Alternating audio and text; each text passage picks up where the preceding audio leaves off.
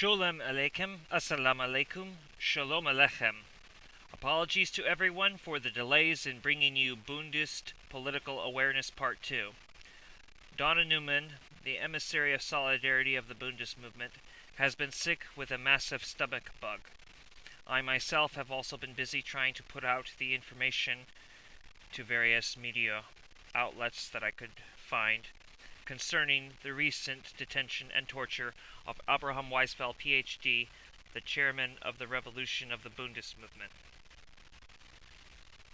Now, this what I bring you to is a video that came out on August 17th of 2014 by a YouTuber calling herself Marie Countryman.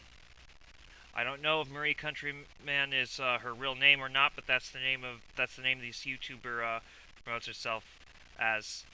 On August 17th of 2014, she put out a video. The exact politics of the YouTuber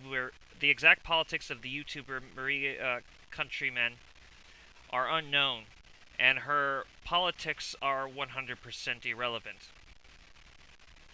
Two things should be known about this video. This is a video with Bernie Sanders in the townhouse meeting. This is not unknown. This is perfect public information.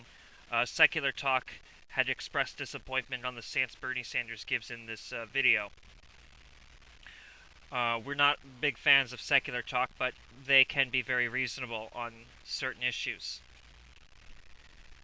I would say Secular Talk is progressive, in fairness to their program. But they did nonetheless object to the stance you see Bernie Sanders take in this film. Now, the highest objective of this video is to express what our actual position on Bernie Sanders is. What our actual position concerning Bernie Sanders is collectively, which is a bit different from Chairman Dr. Abraham Weizfeld. His stance is different from the rest of ours. However, we have come to a broader understanding of what we're going to do concerning Bernie Sanders, as well as Umar and any other progressives in Congress, and how we deal with that. And at the very end of this video, I'm going to turn this over to a video from Jason Unruhe from Maoist Rebel News, which is something that was never going to be done again. However, the one press that did cover this was, unsurprisingly, Jason Unruhe. I tried to get this out to other people, but only Jason Unruhe seems to care about what happened to Dr. Abraham Weizfeld. And this does say a lot about who our actual allies and comrades might in fact be. It may come to the position where, outside of the Bundist movement, among all the Gentiles of the world, it might just be the fact that our allies are going to be the Marxist-Leninists, the Marxist-Leninist Maoists, and the Maoist Third Worldists. And that shouldn't be very surprising. There will be, of course, Trotskyists who align with us, and there will be anarchists that align with us. And maybe to some extent even centrist progressives, but given the way the struggle has been promoted, and the struggle was not really promoted very well by Trotskyists, who often bicker amongst themselves and don't have a unified line, and anarchists who have their origins largely in anti-Semitism, although there are several anarchists who did move away from this. Anarchists tend not to stick around when we actually need the help. And that is not meant to be a sectarian statement. And it is ironic that of all groups, why the Marxist-Leninists are the ones who are most interested in what we are doing. But I think that there's just three words that I have to say to put that in perspective. Black Panther Party. And if that just went over your head, then I don't even know if you're worthy of this video. As I had stated before, I'm not going to pull a Glenn Beck and stay. I'm not going to talk down on you. I'm going to talk down on the audience if I think the audience is ignorant. Because I don't hate the audience, but people who listen to this often have their ill-educated objections. We in the Bundist movement do not have time for a libertarian, anything-goes sort of march. In order for direct democracy to be presented, the people have to be educated for it. And for education to be brought forth correctly, the truth must prevail. So, this would explain how the subject of who our revolutionary allies are always turning out to be Marxist-Leninists and Marxist-Leninist Maoists, and heck, even Maoist third worldists, as they perceive us more as world revolutionaries as opposed to first worldists. You know, it does make sense that we would have more allies coming from them than we would from Trotskyists or anarchists. And again, 3 words, Black Panther Party. And that should explain everything. Now, I just went on a tangent, but I decided that I had to do this. I talked to Donna Newman before I did this, but she has not been able to finish the second film coming from... She hasn't been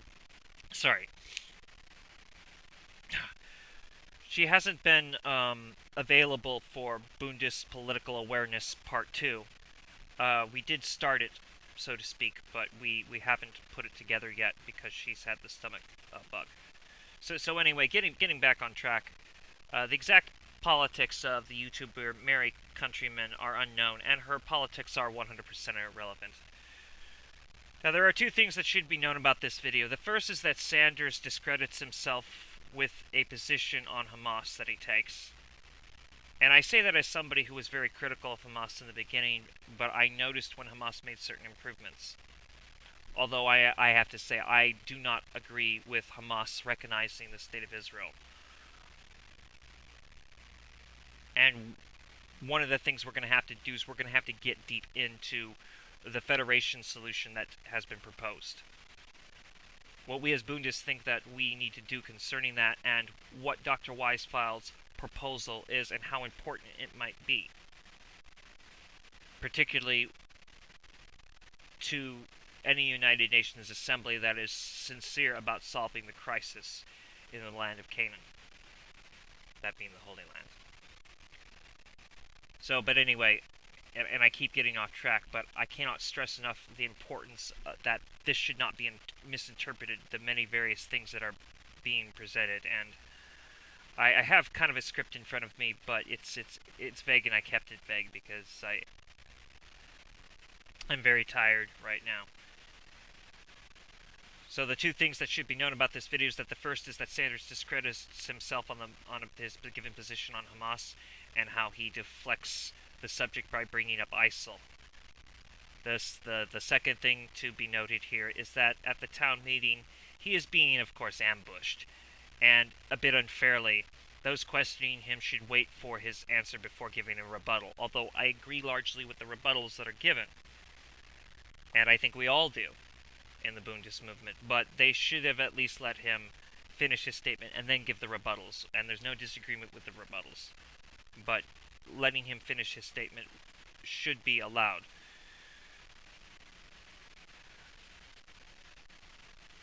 So again, this video was put out by YouTuber Maria Countryman on August 17th, 2014. Clinics to serve the people who are there. Israel blockades, besieges, and bombs the stateless people who are cut off from the world, and we in the United States reward them with arms and dollars. And the Senate voted its support with Resolution 498 in the midst of this massacre just a few weeks ago. This resolution condemns only Hamas, but it says nothing about what Israel is doing.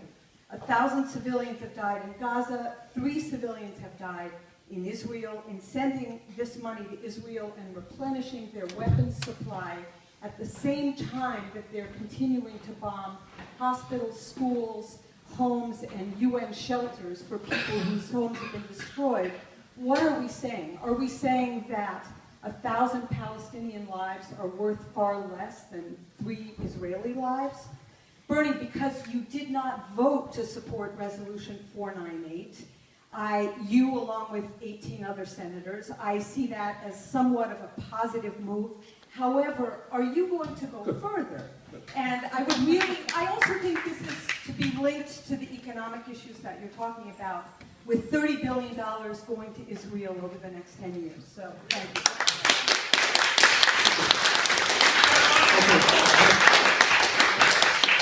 Thank you for your question. And let me repeat. I very much dislike people disrupting the meeting. You asked a good question, it's a reasonable question, it is an important issue, I'm going to answer it. And that's what we have to do. There's a police officer here, and it bothers me that police officers have to be here. They got a lot of work to do. And in Vermont, we should not have to have that. So I feel strongly about people disrupting. If you've asked the question, let me do this, probably the best thing. I sent out a letter. We got a number of people raising exactly the same concerns you did. So if you'll forgive me, let me read the letter that deals with you. Is that all right? I've read your letter, but go ahead. Right, here it is. We've all read your letter. We've all read your letter. Yeah, we'd like Have to you all hear. read? All right. Many of you have. All right, let me touch it. Because I think, I'm sorry, the first thing is, Kathy raises some very important issues. Number one, has Israel, or anybody in this room, happy or feel good about the kind of civilian death that we've seen in Gaza? The answer is no. Has Israel overreacted?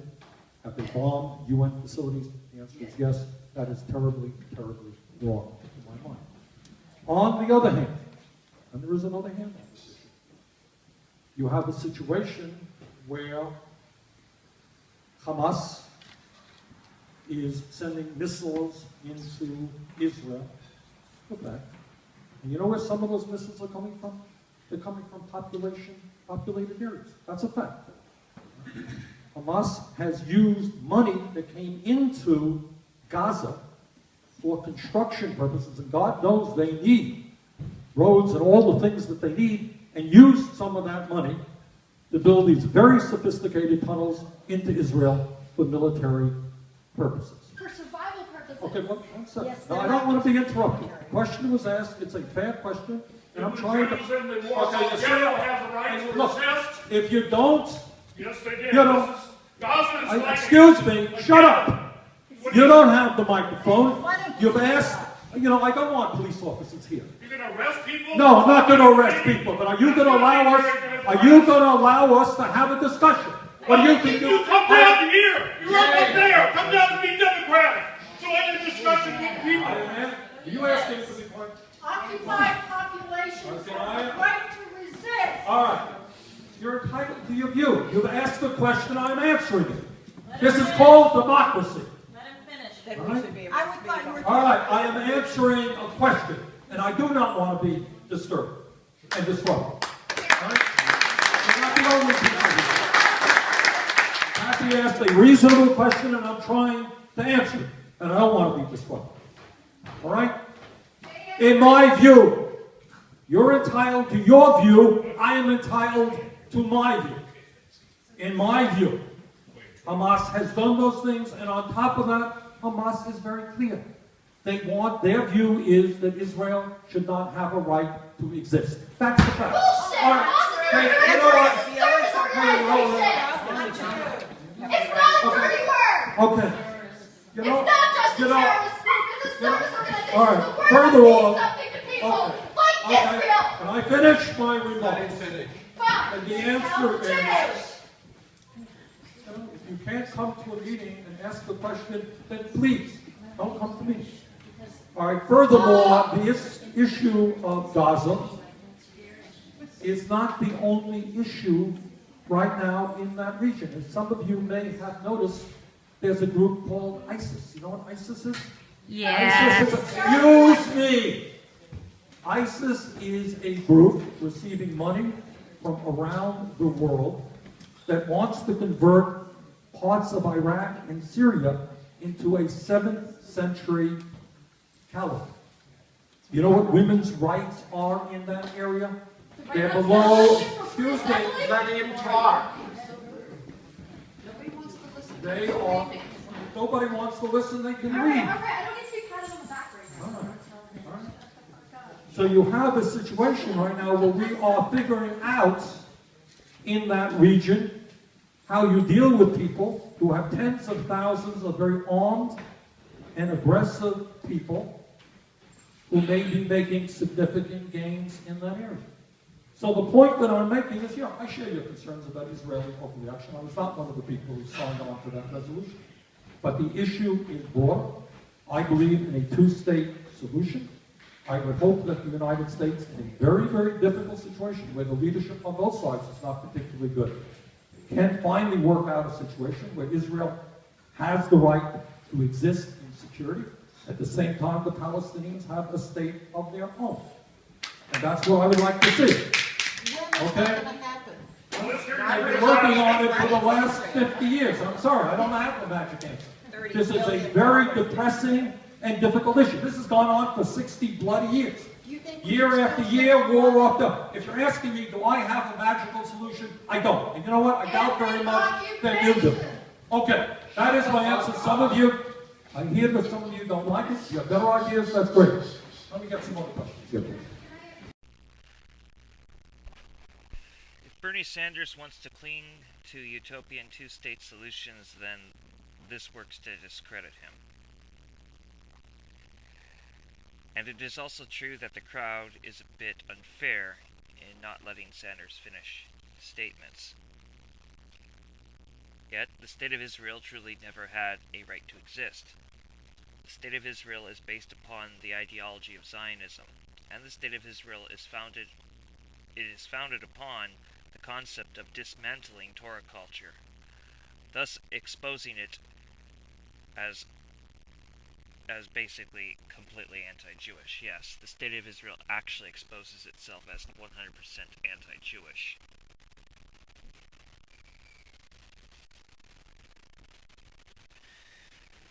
And it is also very important that we object to all attempts to legislate gun control in any way, because the truth of the matter is Bernie Sanders is a gun control guy. And this is becoming frustrating, dealing with the reality in the United States of America by the police being the #1 murderers who kill people with guns. And that no one is trying to disarm the police officers or the United States military. There is no rational way to justify gun control in the United States of America. So, not to mention the March for Our Lives kids, that does seem to be a psyop by most of us here in the Bundist movement. We don't buy into that.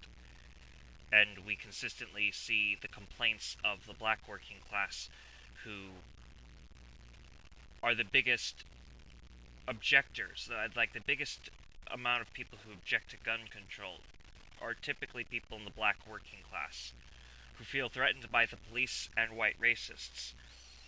And gun control will disarm any sense of revolution.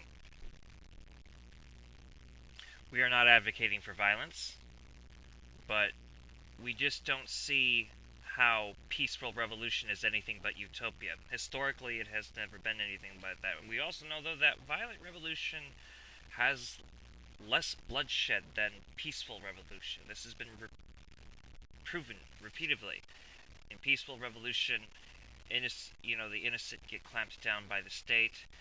In genuine revolution, and sadly I have to be very careful about words because free speech is fine if you're a white supremacist, but if you're a Jewish, anti-Zionist, socialist, well, free speech doesn't exist for you for the most part. Or it does, but to a fine line if you just don't tilt her off.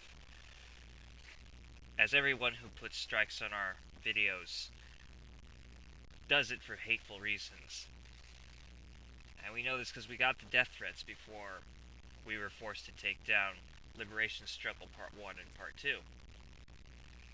But it is very important that we object to all attempts to legislate gun control. Bernie Sanders supports gun control. And that is Hannah Toff's largest concern, by the way. Hannah Toff is our councilwoman of strategic projects.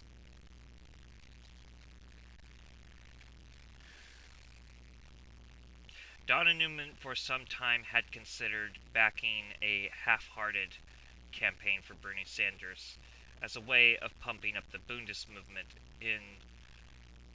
to bring us popularity. I never fully understood this scheme. and because this really would give no real support to Bernie Sanders, so it never made sense to me, honestly. Now, the 5 council members, that being Isaiah P. Kametstein,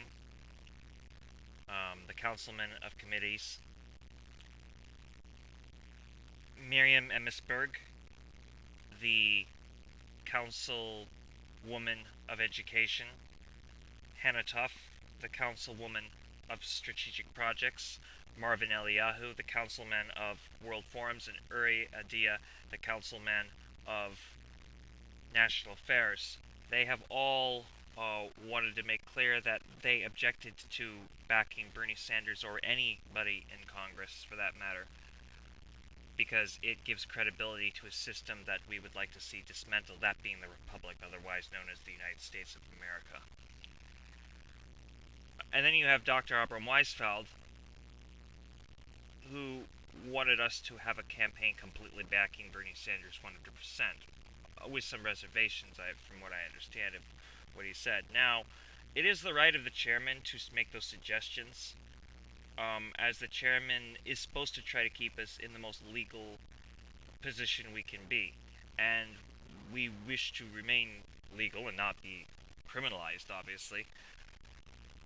But the material reality of Arizona does not really sit well in most of our eyes with the idea of electoral politics. And it puts me in the very uncomfortable position to talk about it, honestly, but I'm just going to do it anyway, and I said I would do it. My grievance to everyone else in the Bundist movement is that we haven't come up with a real creative solution for what our political drive forward will be. But then again, I think that should be coupled with the criticism that, in my mind, we are not working fast enough on finishing the manifesto. Of course, at the same time, I'm willing to redact that complaint simply because that writing this manifesto would take a long time, and, well, not a long time, but it takes time to do so correctly and not make mistakes. I mean, I would say that we're 2/3 finished with it now. But anyway, here are the headlines from Democracy Now! Today's headlines from Democracy Now! Amy Goodman speaking, and I provide them as an endorsement to Democracy Now! And it just will cover topics that I don't know if I have enough information right now to cover. So I bring you now to the headlines of Democracy Now! Welcome to Democracy Now!, democracynow.org, the War and Peace Report. I'm Amy Goodman. President Trump issued the second veto of his presidency Tuesday, blocking a congressional effort to end U.S. support for the Saudi-led war in Yemen, which has killed thousands of civilians and sparked the world's worst humanitarian crisis. The War Powers Resolution was passed by the House earlier this month, following its passage in the Senate last month, with 7 Republicans joining Democrats. It was the first time Congress has invoked the War Powers Act of 1973 to end a U.S. president's unilateral decision to wage war abroad. Congressmember Ro Khanna, who brought the bill before the House, said in a statement, "The Yemen War Powers Resolution was a bipartisan, bicameral effort and supported by some of the president's most trusted Republican allies. This resolution, nonetheless, was a major win. It sends a clear signal to the Saudis that they need to lift their blockade and allow humanitarian assistance into Yemen if they care about their relationship with Congress. It will also caution this and future administrations from going to war without first seeking authorization from Congress," Khanna said. Bernie Sanders, who led the effort to pass the resolution in the Senate, said via Twitter he was disappointed but not surprised by the veto, adding, "The people of Yemen desperately need humanitarian help, not more bombs," Sanders said. Attorney General William Barr issued an order Tuesday that could keep thousands of asylum seekers locked up indefinitely. The order, a reversal of existing policy, would affect asylum seekers who enter the country in between legal ports of entry by barring immigration judges from granting bonds for their release.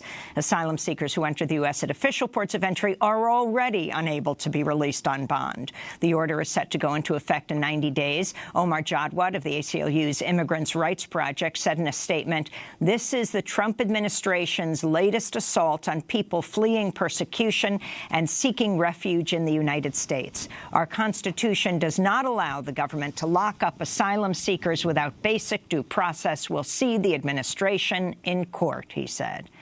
In more immigration news, the Trump administration's resuming its so-called Remain in Mexico policy after an appeals court stayed a lower court ruling that had blocked the controversial practice. The policy forces asylum seekers to wait in Mexico while their cases make their way through U.S. courts, which legal experts and rights groups say is illegal. Over 1,100 migrants who entered the United States via the southern border have been sent back to Mexico to wait out their court cases since the policy started. Democrats are seeking information from Acting Homeland Security Secretary Kevin McAleenan after reports emerged last week that Trump told McAleenan he would pardon him if he was put in jail for directing border agents to block entry to asylum seekers, which is illegal. Trump reportedly had the exchange with McAleenan during a visit to the border in Calexico, California, when he was the Customs and Border Protection Commissioner, just 2 days before Trump promoted him to fill the post left vacant by ousted DHS Secretary Kirstjen Nielsen. The House Judiciary Committee is also seeking documents related to a March 21st meeting between Trump and Nielsen about reinstating Trump's zero-tolerance family separation policy and shutting down the U.S.-Mexico border. The deadline to respond to the committee's request is April 30th. In London, climate activists from the group Extinction Rebellion continued their campaign Tuesday, blocking major roads and bridges and bringing traffic to a standstill. Demonstrators are demanding the government commit to a zero-carbon economy by 2025. Police arrested over 200 people in London. We'll have more with two of the activists who participated in the London protests after headlines. Extinction Rebellion co-founder Claire Farrell and international environmental lawyer Farhana Yamin, who was one of the people arrested. Back in the U.S., Extinction Rebellion activists took aim at the Republican Party protesting in front of the Republican National, the RNC headquarters in Washington, D.C. Capitol Police arrested or reported 8 members of the group as they occupied city streets. Demonstrators called on passers-by to support their actions and take a stand against fossil fuel-funded politicians. The RNC has been called the biggest criminal enterprise in the history of our species. They are the center of climate denial, so we're out here today as part of the International Extinction Rebellion to let the RNC know that we know what they're doing. We're going to continue to call attention to their denial, to how they're ruining our planet. More actions across the U.S., the U.K., and other parts of the world are expected in the coming days. Parisians held a vigil Tuesday night as France continues to mourn the burning of the famed Notre Dame Cathedral. The fire destroyed the cathedral's spire and its wooden roof, but rescue efforts succeeded in preserving some of the more than 850-year-old cathedral's most treasured relics, including the crown of thorns and the tunic of St. Louis. French President Emmanuel Macron vowed to rebuild Notre Dame within 5 years as donations for the reconstruction effort reached nearly $1 billion. Paris's prosecutors said the investigation into the cause of the fire, believed to be an accident, will be long and complex. Authorities say they won't know the full extent of the damage to the cathedral until it's cleared as safe for inspectors. In Sudan, ousted President Omar al-Bashir has been moved to a maximum security prison. Al-Bashir was overthrown last week following a months-long popular uprising calling for his resignation. The African Union warned Sudan's Transitional Military Council Tuesday they have 15 days to install a civilian government or face possible removal from the African Union. Protesters have been staging a massive sit-in in the capital, Khartoum, demanding civilian rule. In Egypt, lawmakers approved new constitutional amendments Tuesday that would allow President Abdel Fattah al-Sisi to remain in power until 2030. He's currently scheduled to leave the post in 2022 at the end of his second and current term. The amendments will now be put to a referendum. Critics warn the changes will only increase Sisi and the military's authoritarian reach. Sisi's crackdown on dissent has led to the detention of tens of thousands of people since he came into power in 2014. Last year, Human Rights Watch reported around 15,000 civilians, including hundreds of children, have been referred to military prosecutors. In news from Indonesia, early results show President Joko Widodo, known as Jokowi, has been re-elected, defeating former Special Forces military commander General Prabowo Subianto by about 10 percentage points. Prabowo is the former son-in-law of Indonesia's longtime dictator Suharto. Investigative journalist Alan Nairn recently revealed Prabowo had made plans to stage mass arrests of political opponents and his current allies if he won. Visit democracynow.org to see our recent interview with Alan Nairn on the election. In Libya, the humanitarian crisis is growing as fighting continues to escalate around the capital, Tripoli. The UN says more than 18,000 people have been displaced in the past 2 weeks. The UN is attempting to relocate jailed refugees and migrants, but they warn some 3,000 locked-up migrants are now trapped in or around the combat zone. On Tuesday, at least 4 people were killed during heavy shelling on the southern outskirts of Tripoli, according to local reports. Libya's deputy prime minister said Tuesday that renegade General Khalifa Haftar, who is leading the eastern-based Libyan National Army's offensive on Tripoli, is attempting to stage a military coup. We'll have more on this story later in the broadcast. In Israel, a court ruled Tuesday an investigator for Human Rights Watch must leave Israel by May 1st.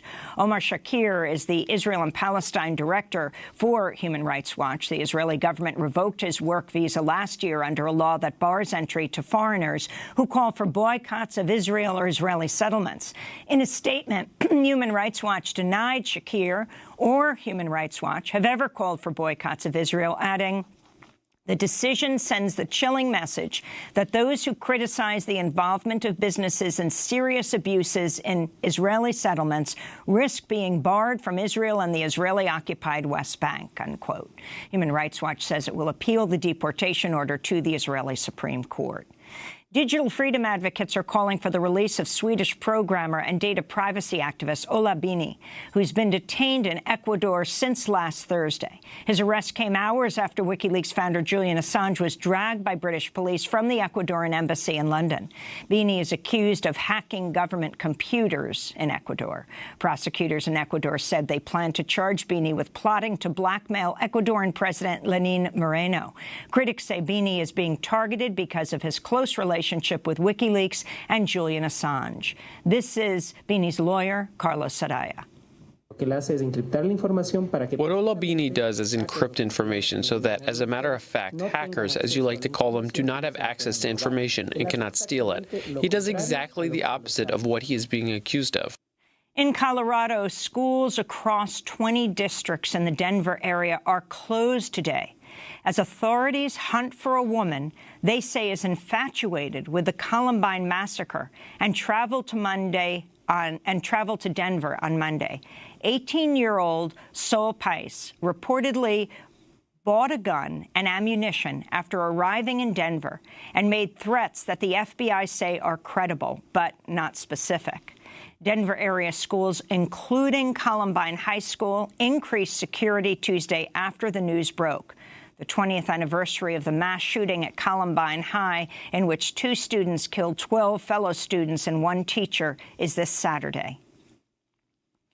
A woman is suing controversial Harvard law professor Alan Dershowitz for defamation in relation to an ongoing sexual abuse case involving his client, billionaire sex offender Jeffrey Epstein. Virginia Giuffre, who alleges Epstein sexually abused and trafficked her in the early 2000s, starting when she was 16 years old, says Dershowitz participated in the sex trafficking and accuses him of later falsely claiming she fabricated the accusations and that he had never met her. The lawsuit filed in the Southern District of New York Tuesday brings to light an affidavit by Maria Farmer, a former employee of Epstein's, who says she frequently witnessed school-age girls coming to Epstein's New York City mansion, and that on a number of occasions Dershowitz would go upstairs with the underage girls. Farmer also revealed she and her sister were also assaulted by Epstein, as well as his alleged madam, Ghislaine Maxwell. She was 26 at the time of the alleged assaults in 1996, and her sister just 15. Dershowitz, who is also a close friend of Epstein's, helped him secure a plea deal after he was arrested in 2006 for sexually abusing dozens of underage girls in Florida. Dershowitz has denied the charges against himself. In New Jersey, Rutgers University faculty and union members are celebrating after reaching a tentative agreement with the school's administration, avoiding what would have been the first strike in Rutgers' 253-year history. Under the new contract, teaching assistants will see a pay raise, gender pay gaps, as well as pay gaps between different campuses will be closed. Non-tenure lecturers will also be granted contracts of up to 7 years. The school's administration also agreed to guarantee a workplace free of sexual and online harassment. The tentative contract will now be voted on by union members. Residents of Papua are mourning the death of West Papuan peace advocate Nellis Tabai, who died Sunday at the age of 55 after a battle with cancer. Tabai was the coordinator of the Papua Peace Network, a Catholic priest who covered human rights stories and military conflict in the region for the Jakarta Post and other outlets. He was credited with helping establish a dialogue between the Indonesian government and West Papuans who've been seeking independence since the 1960s. Tens of thousands have been killed by Indonesian security forces since the 1990s.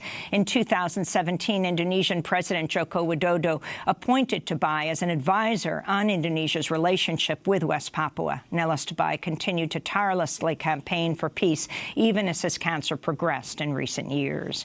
And those are some of the headlines. This is Democracy Now!, democracynow.org, The War and Peace Report. I'm Amy Goodman. And I'm Juan Gonzalez. Welcome to all of our listeners and viewers across the country and around the world.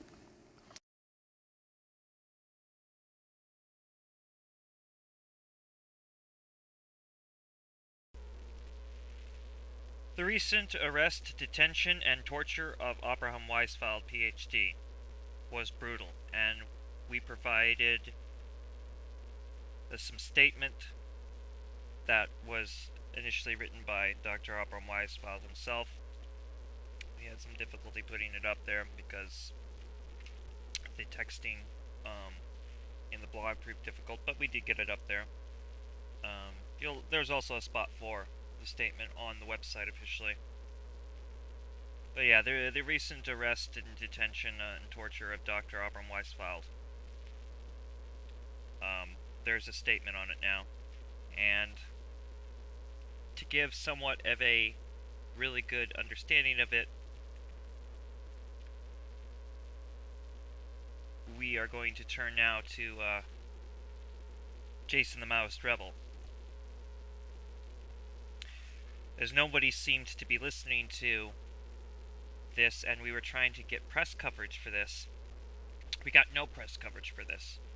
I went to several media outlets, some of which I was sending donations to before, and I have dropped donating them. Yes, there are patrons that I'm no longer paying into as a result of them not paying attention. However, there was one man who listened. His name is Jason Unruhe. That's right, nobody listened except for Jason the Maoist Rebel.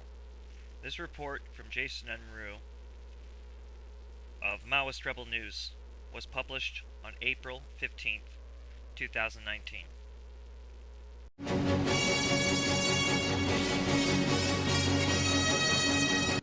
I want to tell you a story about a man who stood up for what he believed in. And as a result, he was tortured by the Israeli government for about a day and a half. His name is Dr. Abraham Weizfeld. He's a Canadian citizen. He has shown solidarity with Palestinians against the Zionist regime that is inside Israel. He went over there in an act of solidarity and marched with some Palestinian people on land that was about to be stolen by Israel. It was a new settlement under production. Now, this ended up causing him to be tortured by Zionist soldiers in the Jordan Valley of Palestine. Now, he came to walk through Israel's new colony, the settlement of Ma'ale Ephraim, close to the Jordanian border. I've probably butchered that name, but that's the place.